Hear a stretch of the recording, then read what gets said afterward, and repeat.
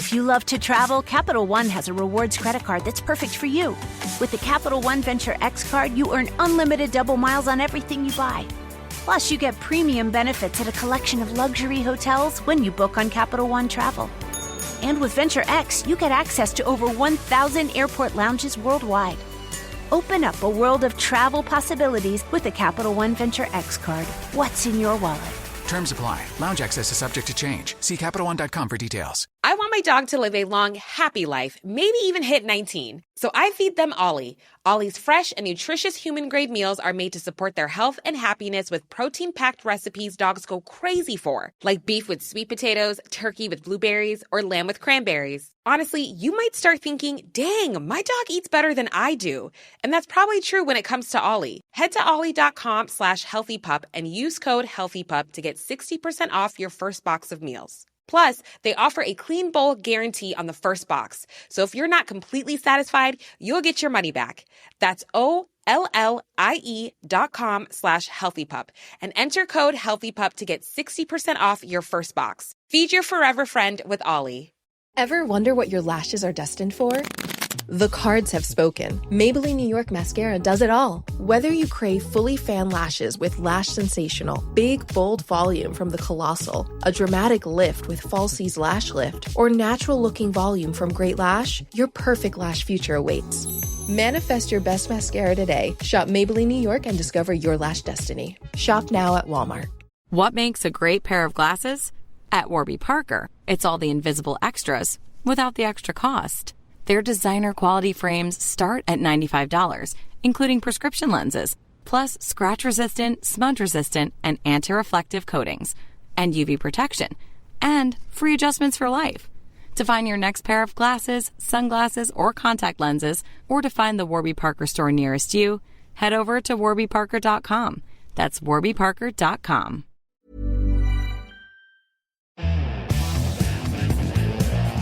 This is the Daily Tech News for Wednesday, June 25th, 2025. We tell you what you need to know, follow up on context, and by gosh, help each other understand. Today, Bart Busschots tell us about a pocket alternative, and Fairphone brings out a lighter, repairable phone with a longer battery life. Oh, the geeks are going to like this episode. I'm Tom Merritt. I'm Jenn Cutter. Let's start with what you need to know at the big story. Amsterdam's Fairphone has launched its first new phone in 2 years, the Fairphone Gen 6. You'll see it called the Fairphone 6. The Fairphone people are trying to get away from using the version numbers all the time. They're like, you should keep your phone as long as you want. That's the whole idea with Fairphone. So we're just going to call it the Fairphone. But yes, this is the 6th generation of it. Has a bigger battery. That was a concern with the 5th gen. The 6th has a 4,415 milliamp hour battery that they say should last you up to 53 hours. So if you're bad at math, that's more than 2 days.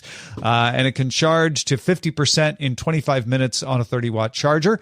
When and if that battery life degrades, however, of course, it's a Fairphone, so you can swap it out for a new one because the Fairphone is made to be repairable. Everything is put together with screws. Nothing is glued. Has a 6.31-inch 1116 by 2484 OLED screen with a 120 hertz refresh rate. And yes, you can replace that screen if you need to. Starts with 256 gigabytes of storage, one of the few components not replaceable since it's on the motherboard, but you can get it up to 2 terabytes with an SD card in the repairable SD card slot. Has a 50 megapixel main lens with 10x digital zoom and a 13 megapixel ultra wide. The selfie camera is 32 megapixels, and yes, both of those are replaceable. You can also replace the back plate. And they offer you some custom alternatives, like one that has a finger loop built in or one that has a card holder, so you don't have to use a case. And you can replace the flash, the SIM, and the SD card slots. Those are both part of the top unit. The ear cup, the speaker, and the USB-C port. The trade-off for all that repairability is that the Fairphone 6 is only IP55 water and dust resistance. You can splash it. You could probably even hit it with a little bit of a jet of water, but don't drop it in water. It runs Android 15 with updates guaranteed until 2033. That's 8 years away. Also has a 5-year warranty. And a new item on the 6th version is a switch on the side of the phone that'll activate a new software feature called Fairphone Moments, meant to minimize your interface for focus. Still waiting on details on how that works, but it's, a minimalist interface. Fairphone 6 is available now for £499 sterling, 599 euros, and it does not sell to the U.S. directly, but you can get it through a French company called Murena with a de-Googled version of Android called EOS. That'll cost U.S. folks $899. Jen, it's a decent spec, decent priced phone that you can repair and upgrade and keep for longer. Why do you think this isn't more popular? Well, I am part of the problem. My iPhone was dying and I didn't even look at other phones because I was like, I don't feel like learning a new ecosystem. I didn't feel like going to Android. I just went to a new phone. And then, of course, now I'm reading this. I was like, this repairability is so good because I'm fixing a friend's iPhone with battery issues, another 11. And Apple wants $400 Canadian, and a local shop wants $40. So, quite a disparity. It's a large disparity. I need to vet this local shop because, I've got some follow-up questions. Yeah. But things need to go the way the Fairphone is going. Yeah. And Fairphone, the company, makes other things like earbuds and stuff like that as well. They obviously will sell you the replacement parts, but they don't lock you into that. If you can find another usable part that works with it, you can do that. They encourage that. The reason it's called Fairphone, I think, gets lost in all the repairability is that they also vet the makers of all of the parts for their phones to be fair to their employees, to be ethically sourced, all of that sort of stuff, as much as they can. Yeah, I think they're actually at least partially responsible for a lot of companies being upfront about how long they'll support a phone. Yeah. This is certainly one of the things that people can point to say like, hey, long support, environmentally responsibly sourced materials, get it from factories that pay people a living wage, all of that sort of thing, and repairable. So it's a little thicker. This one's lighter than the last one, but it might be a little heavier than another phone you might find at the same price point. But the trade-off is, you can keep this one longer if parts break or wear out. DTNS is made possible by you, the listener. Thanks to Larry Bailey, Michelle Sergiu, Kirk Stephenson, and Carlos Lasso.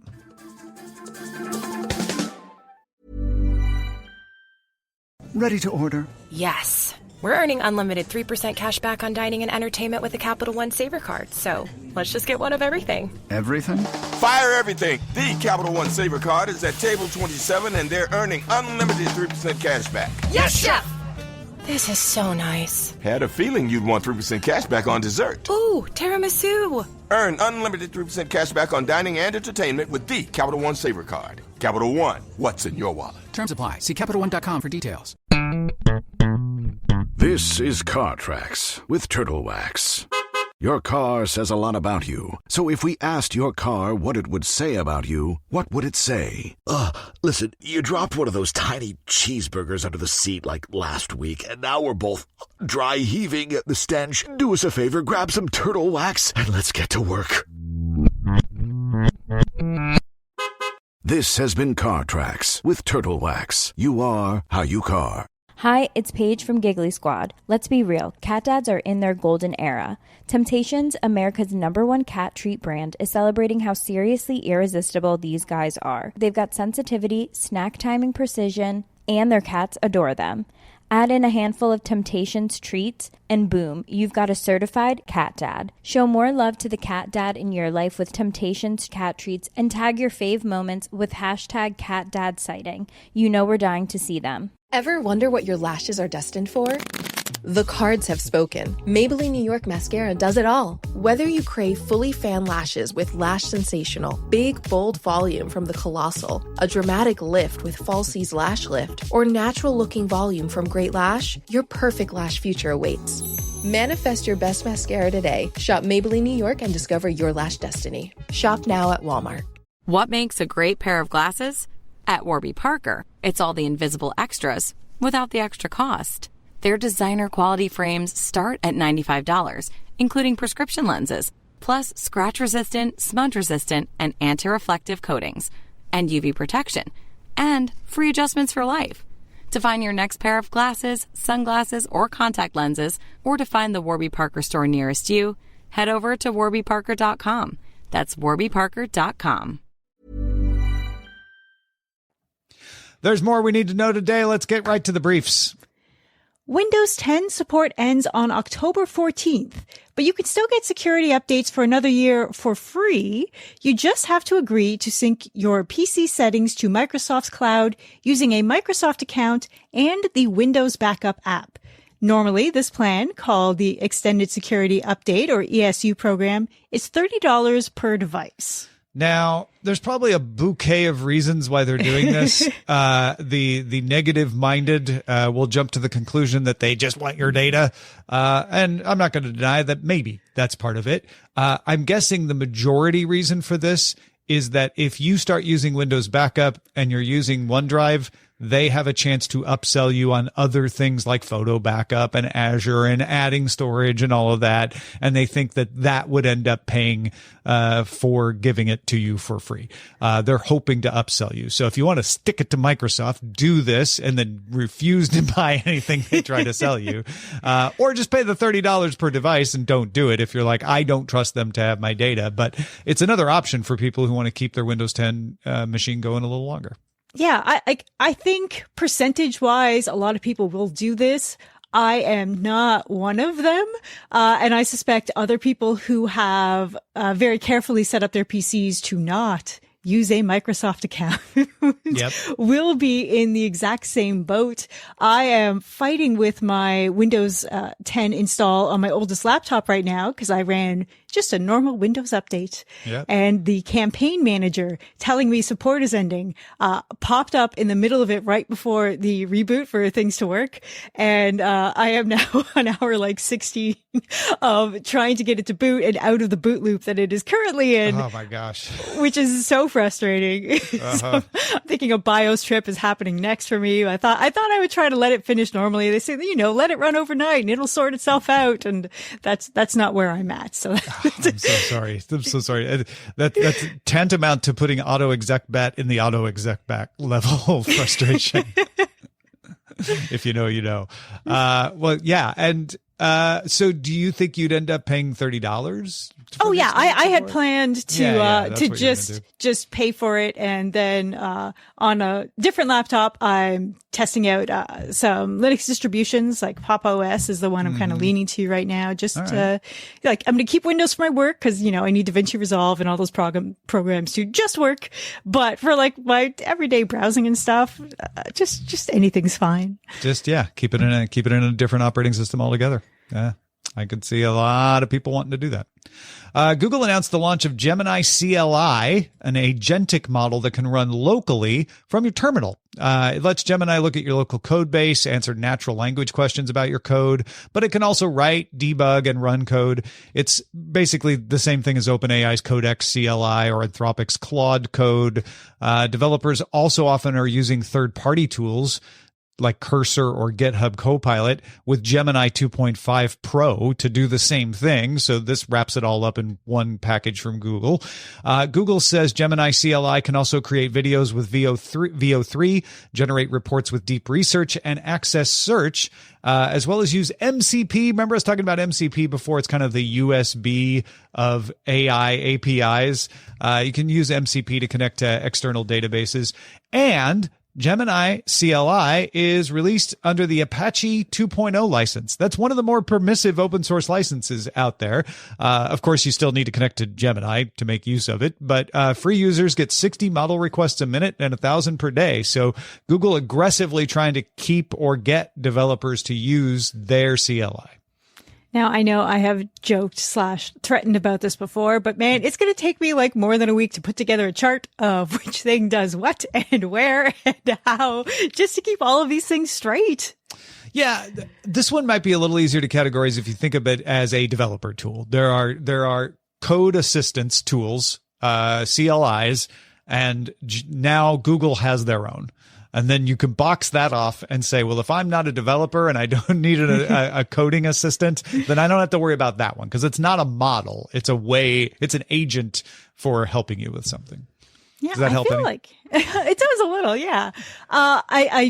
Something that I've definitely noticed is that the makers of these tools have definitely been a little more permissive than I would have expected with the free uses. Yeah. They want people to get kind of hooked. And I was thinking, like, boy, I'd have a hard time coming up with enough things that I would need in my day-to-day work life to use all these minutes. So I guess they're really just trying to get you in on it. Yeah.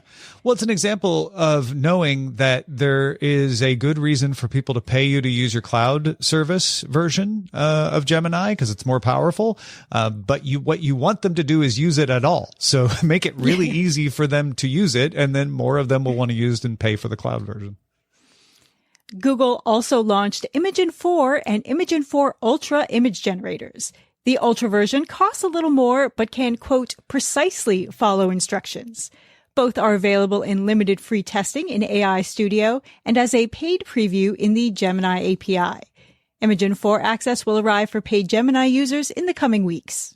This is Google catching up a little. The Ultra is actually pretty good and got some good reviews, but the 4 seems like it's, just catching up with Dolly and Midjourney and those out there. So, which is good. I mean, for Google to be able to do that.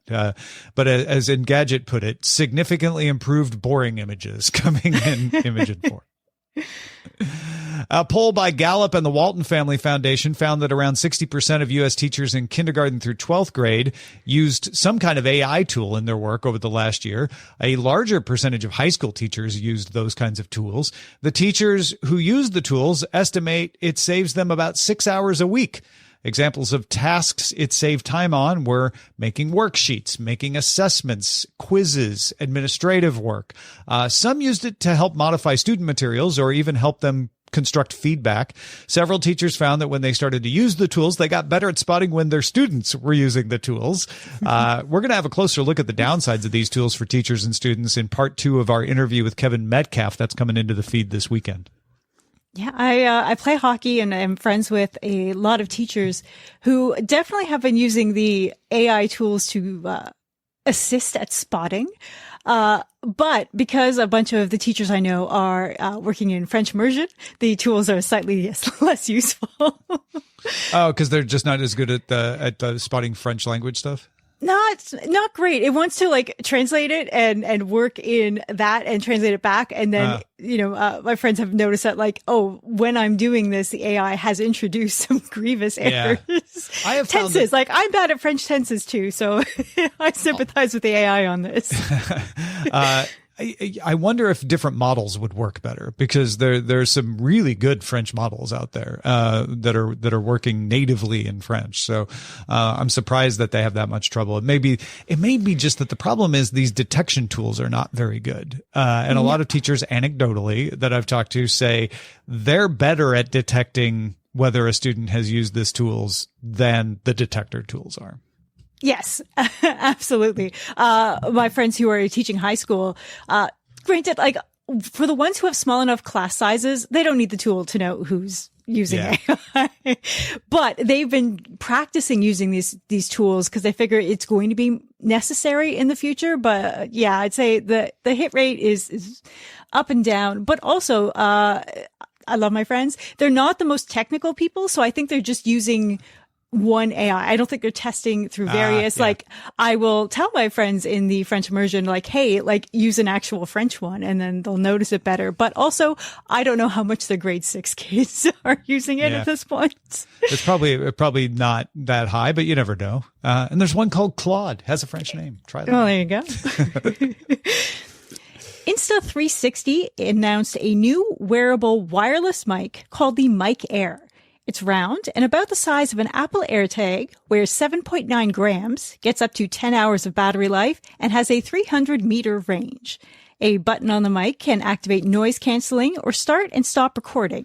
It connects to Insta360 cams over Bluetooth, Otherwise, you're going to need a receiver, though the company says wider Bluetooth compatibility is coming. You can get it for $70 bundled with a USB-C receiver, and individual mics alone cost $50. Yeah, this looks great. It's really tiny. It attaches with a magnet, and it's fairly unobtrusive and easy to put on and off. I'm hoping to try it out because I know there's some really good ones out there. Obviously, Rode makes some really good ones. A bunch of other folks do too, but this one looks pretty compelling. And Insta360 makes some good cams and gimbals and such. Yeah, I'm going to say it, we're both slightly older where we're from the generation that was like, hide the mics. You have to hide the mics. If you show a mic, you're doing it wrong. And now you see everyone wearing these huge mics on TikTok and even YouTube these days. I do wish it looked a little better. You mean the fact that it's small and part. round isn't what bothers you. It's just the way it looks itself. It's just the way it looks. Like, I understand you have to advertise your brand, but like that text looks really big to me. I wonder how big it'll be because it's supposed to be AirTag size. So you may not be able to see that text when it's actually being worn as well. I don't know. Mm-hmm. Yeah, we're going to find out. Yeah, we'll find out. I'm from the generation that was like, never use wireless. You'll have interference and it'll ruin your recording. Of course, that's silly now too.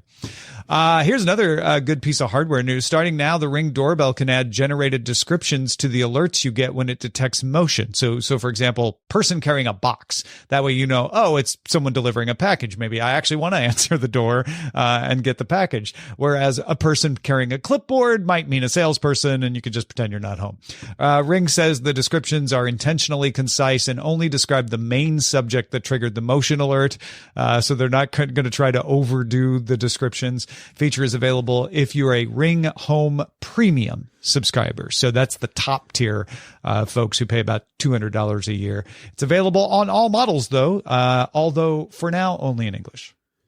Well, I am looking forward to the compilations of the Ring attempting to identify various animals in various regions. Well, I think they did a good job of saying we are not going to try to identify everything. We're going to use these tools to say what it knows is there. A person, a dog, or even an animal. Mm-hmm. And I'm like, yeah, that could be enough for me to decide whether I want to look at the camera or not. If you don't try to tell me all a brown furry raccoon with a glint in his eye or something, right? Like, the only problem for me is that I have to pay the top tier subscription for this, and I have my Ring doorbell locked down. I don't pay anything for the subscription. I don't have it live streaming at any time. I probably just need to replace it with a different model. So I don't want to pay for this, but this would be useful if I were to get it.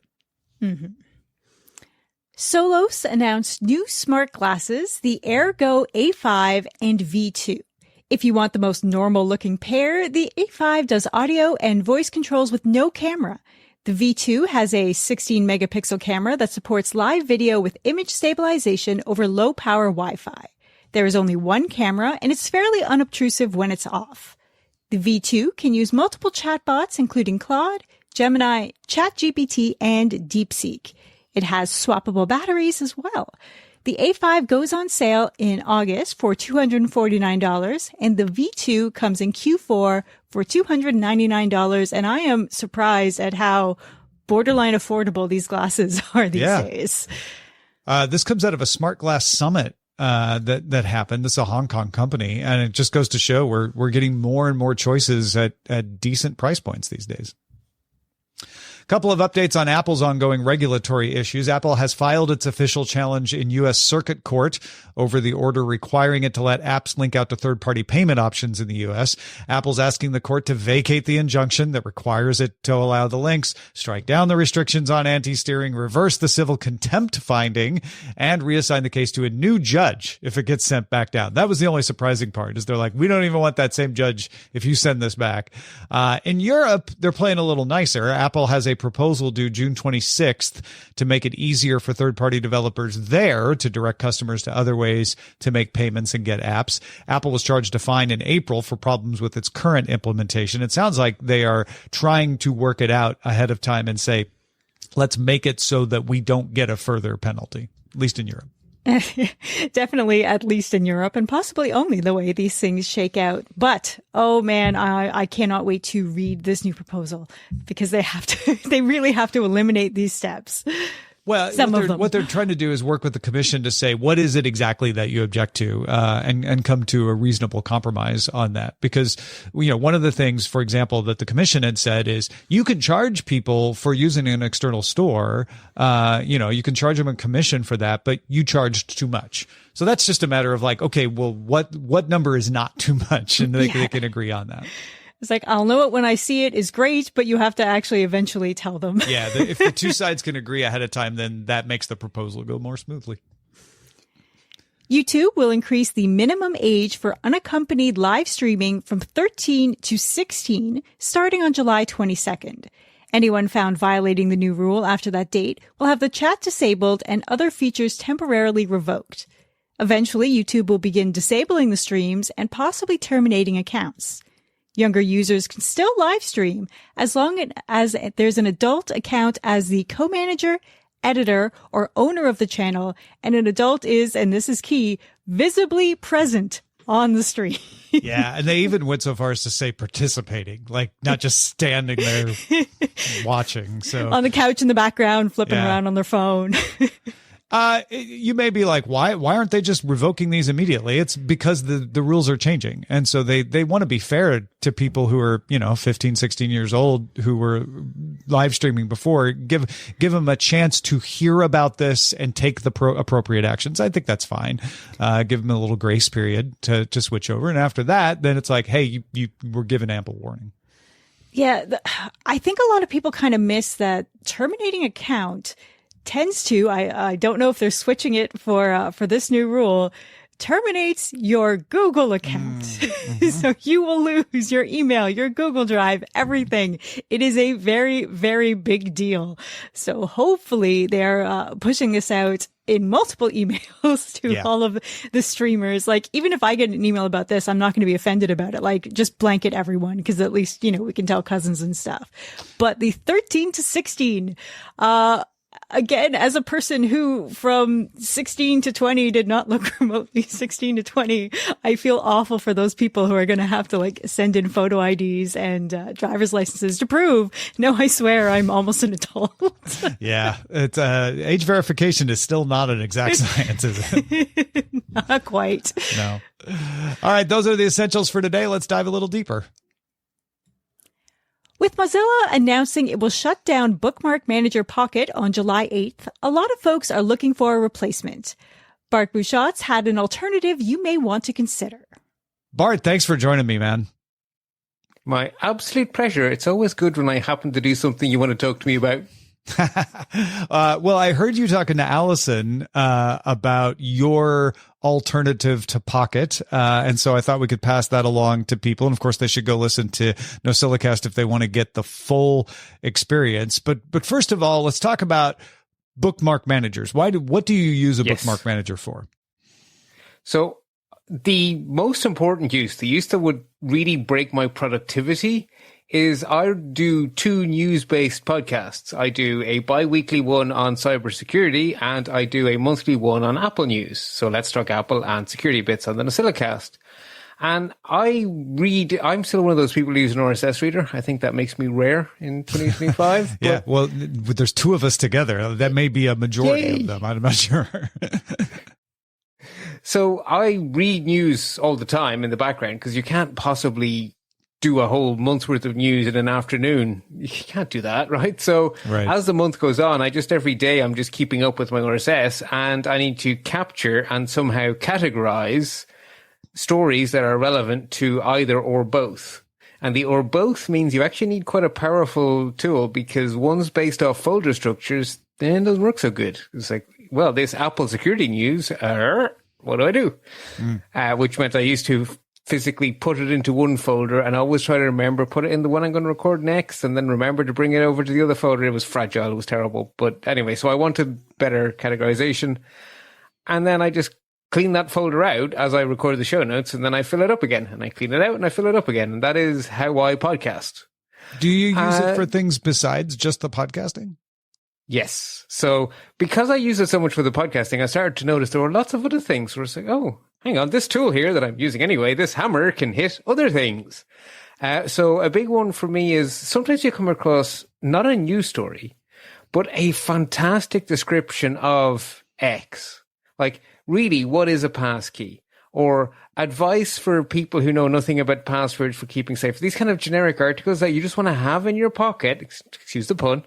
And then whenever a family member or a non-techie person says, I don't understand, you just go, here, hang on, I'll get you this link. Right? And assuming you've tagged stuff or whatever, you just send them the link. And so I started to collect these for reference, is what I call those, right? Things I know I'll want again.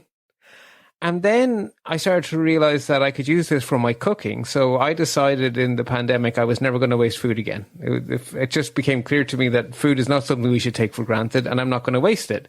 So the day before shopping day, I have combinations of ingredients I have never cooked before. And I just go Googling for ideas, and I will find 5 and cook 1. And I used to just throw the other 4 away, but now what I've started doing is anything interesting, just stick it in Pocket, or well, it used to be Pocket. And then the next time, instead of going to Google, just go to my archive of stuff I already know I want to try someday and find something that matches the ingredients, and hey presto, off we go. It's worked out really well. And then the other one is I have a husband who is notoriously difficult to buy gifts for, and I used to panic every Christmas. And now, throughout the year, I had to just capture gift ideas. Capture. And then when it's time for a gift, I just go to my folder and I go, ooh, well, this choice. And then, hey, presto. I may have to steal that last one particularly, as a matter of fact, because Amazon wish lists only take you so far, especially these days. Why did you settle on Raindrop as your alternative to Pocket? I got fed up with Pocket a year ago, so I have a head start. So I have already been settled into my new home for some time. And so I can tell you the water really is nice in here because Pocket started to smell of I'm dying. It started to smell of sinking ship. And I decided to be one of the early rats. And I started off ahead of everyone else. But they killed the Mac app. And at that point I was like, okay, these are not my people. This is not my thing. So I tried lots of different ones. And I ended up with one that has a long history. This is not an app that's going to go away because I briefly ended up on Omnivore, which was really promising and amazing, but it was a young company and they were bought out by venture capital, and that was the end of that. I was like, oh, well, sod. I've just done all this work to migrate from Pocket to Omnivore and they evaporated. So my second attempt was Raindrop, and I tried everything, and I nearly did the self-hosted Wallabag because I got so fed up of trusting other people. I thought I might host it myself, but I don't want to do that. It's maintenance. It's work. It's work, yeah. And it's one more thing I just didn't want to do that. And eventually someone pointed me at raindrop.io. And it's a one-person shop, a bit like the Gus Muellers of this world, right? It's a one person, but they've been doing this for ages. And when you read the about page and stuff, you get a sense of this is not a fly-by-night. This is a person who has made this their way of putting food on the table. They have been doing this for years, and they are quite serious about this. And it's mature. It's not up and coming with great promises. It is built. It has been running for years. It works. And it's completely cross-platform. Windows, Linux. There's a Linux client. The Mac, iOS, Android, and a really nice web interface. Now, as Alison hypothesized, it's probably an Electron app. I don't care. It's a really nice app. And it's the most cleverly thought out of them all. So you don't have to choose between the different options for taxonomies. Am I a categories person or am I a tags person? You can have both. We have the concept of collections and we have tags. And when you're searching, you can search for a tag across all of your bookmarks or within your current collection.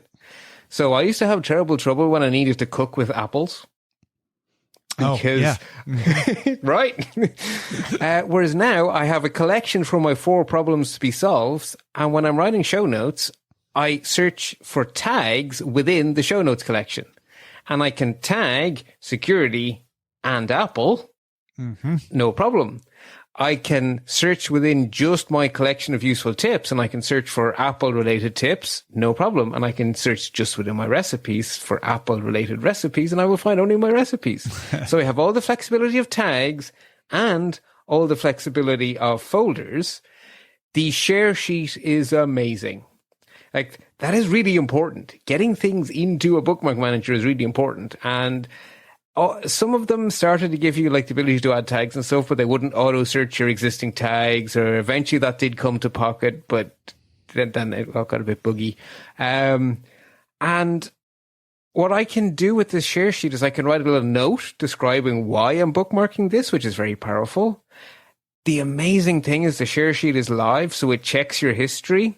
And if you try to re-bookmark something you've already bookmarked, it will just show you its current status. You have this, it's in this folder with these tags, with this note. And you might update the note, but you don't end up with 2 copies of the story, which used to happen to me all the time. I just have 15 copies of the same useful article or something that I just keep really finding, nice, yeah. Right? And it's just real time. And as I say, I can put my notes in the share sheet. So I used to be terrible at crediting listeners, right? A listener would send me this amazing story and I would end up saying to Alison, someone in the community who's amazing told me about this. And now I can literally say so-and-so in Slack or so-and-so on Mastodon or, because as I'm recording it right there and then. Or for Let's Talk Apple, it's a month's worth of news. And why did I think this opinion piece was worthy? It could be a massive big piece over on Mac Stories or something that's God knows how long. Why did I think this was worth highlighting to my audience? Well, as I'm reading it, I put in a note to myself saying, this is the most insightful post I've read so far about blah, blah, blah. And then 3 weeks later or whatever, when I'm doing the notes, I know why. Why did I bookmark this? Right? It's every little pain point I've had over the years with Pocket and everything else I've tried. They're all addressed because Raindrop is so bloody mature. All those rough edges have been ironed out. No need for me to go through it. And if anybody is blanking, they're like, wait, what's the share sheet? That's just when you hit the, I want to share this out of Safari, and then it gives you a sheet of options, and Raindrop, once you've installed it, is one of those. Now, I should say there are browser plugins for browser people, but remember, I'm an RSS person. So a browser plugin is no good to me. I need to be able to hit that little square box with the arrow in my RSS reader to save my links. Yeah. This is fantastic. And I definitely recommend that everybody go listen to NosillaCast if you want to hear Bart talk a little more about raindrop.io. And of course, you can go to raindrop.io. It's right there in the name if you want to find out more about that. If they want to find out more about you, Bart, where should they go? They should go to bartb.ie. Be really gentle in critiquing my very creaky old webpage and follow the links to the stuff I actually do, which is at lets-talk.ie for my podcasts, and Glass.photo is where I do all of my photography these days, an amazing paid-for social media that isn't sucky. You will find all of my photographs there. And because it's such a friendly community, I'm actually sharing. So you can actually go and see, it's free for everyone to see. You just, you need to sign up to become a member. And you actually see my photography instead of it sitting on my iPhone gathering digital dust, which is nice. That's fantastic. Bart, thanks so much for talking to us. I appreciate it, man. Always a pleasure. Thank you for having me.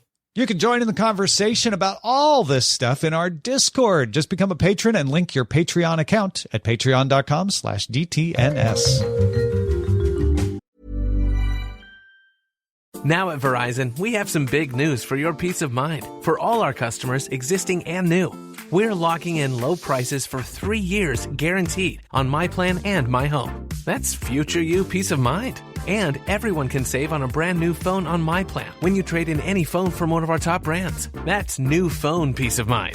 Because at Verizon, whether you're already a customer or you're just joining us, we got you. Visit Verizon today. Price guarantee applies to then current base monthly rate. Additional terms and conditions apply for all offers. If you love to travel, Capital One has a rewards credit card that's perfect for you. With the Capital One Venture X card, you earn unlimited double miles on everything you buy. Plus, you get premium benefits at a collection of luxury hotels when you book on Capital One Travel. And with Venture X, you get access to over 1,000 airport lounges worldwide. Open up a world of travel possibilities with the Capital One Venture X card. What's in your wallet? Terms apply. Lounge access is subject to change. See CapitalOne.com for details. We end every episode of DTNS with some shared wisdom. Today, Jeff has a thought about AI in animation. Yeah, Jeff says, I recently came across a series of short videos on YouTube, one of the several Stormtrooper vlog series that have been cropping up. I showed it to my teenage son. We both had a good laugh. But then he made some comment about it being AI generated. I hadn't given a thought about it. I enjoyed the production quality and humor enough that I'd just looked past the obvious AI artifacts and the fact that the AI tool used to create them is listed right in the description. Like you were saying, the real value is in the creativity and the storytelling. There's lots of AI garbage being created right now, but there's also some very creative people who were limited by their technical abilities before, but for whom these AI tools may open a completely new avenue to express their creativity. It's going to be hard to sift through the rough, but I think we're going to find a lot of diamonds when we do. Jeff in Knoxville, Tennessee. Yeah. Not to, I hope this does not come off as throwing my mom under the bus, but my mom likes cute animal videos, and it turns out she is not picky about whether they are real or not. As long as they're cute. As long as they're cute. Like, she's not big on like animation, but there are some like real looking animal videos, and yeah, they're in her feed and she's not bothered by it. She didn't notice. I just happened to be like looking over her shoulder one day and I was like, oh, that's not real. She's like, so. And your point? That's funny. Yeah. As long as, that's to Jeff's point. Like they can be used well or badly. And when they're used well, maybe people just are like, no, that's fine. I'm glad I know, but it doesn't bother me. Yeah. I guess part of it is no animals were harmed. There you go. Yeah. So what are you thinking about? Do you have some insight into a story? Please share it with us over at feedback@dailytechnewsshow.com. Big thanks to Bart Busschots and Jeff for contributing to today's show. Thank you for being along for Daily Tech News Show. You can keep us in business by becoming a patron. You can do it right over there at patreon.com/DTNS. Talk to you soon.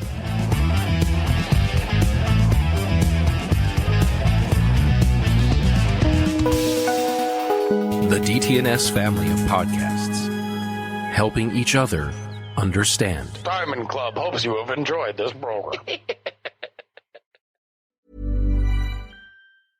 This is Paige DeSorbo from Giggly Squad. Boost Mobile is no longer that prepaid wireless company you remember. They've invested billions into building their own 5G towers across America. With Boost Mobile's networks, customers enjoy the speed and service they'd expect from the big three. Plus, groundbreaking benefits you'd only get from a true challenger of the industry. Boost Mobile will let you try the network risk-free for 30 days. So visit your nearest Boost Mobile store or find us online at boostmobile.com today. If you love to travel, Capital One has a rewards credit card that's perfect for you.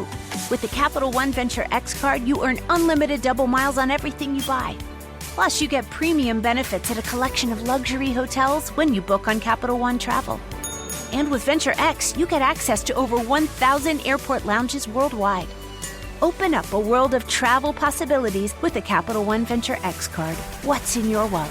Terms apply. Lounge access is subject to change. See CapitalOne.com for details.